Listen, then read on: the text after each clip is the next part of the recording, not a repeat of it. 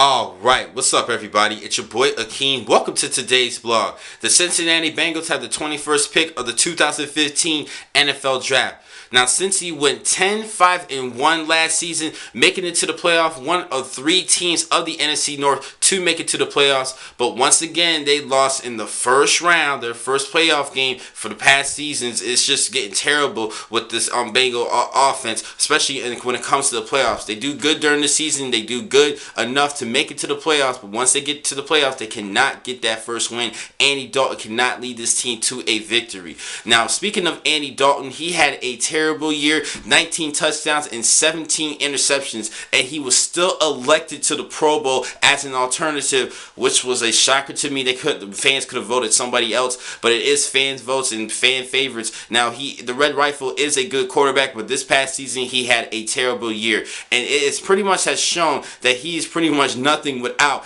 AJ Green. When AJ Green's not healthy and is not on the field, Andy Dalton cannot produce, and he desperately needs AJ Green to stay healthy and be on the field in order for them to be an effective team offensively.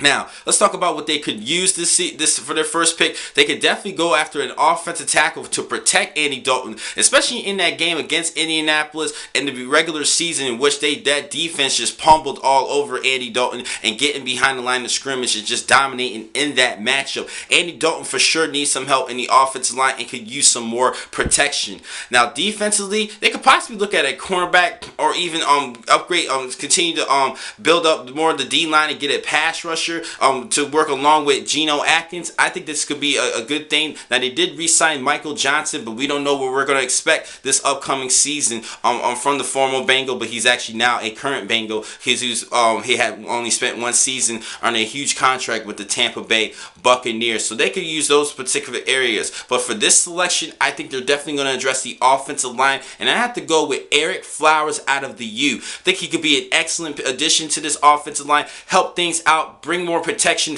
help have more protection for Andy Dalton to pass the football. Even when AJ Green's on the field, off the field, Andy Dalton should still be a great leader and still post up good numbers. Now, Marvin Jones was actually out a little bit last season, but I still think there should be not that much excuse of why Andy Dalton is not producing, but it's pretty now known that he is pretty much nothing without AJ Green. He needs to do a little bit better to show that he could rely on himself, and just like Tom Brady has when he doesn't had his top receivers. Andy Dalton still has much to improve, but I still think he's a good quarterback. He had a couple of great fantasy seasons in 2012 and 13. I just thought he should have did better this past season, but without AJ Green, pretty much is not not much on that offensive side. But so I think they're going to go with offensive line, and Ereck Flowers is my guy from the U.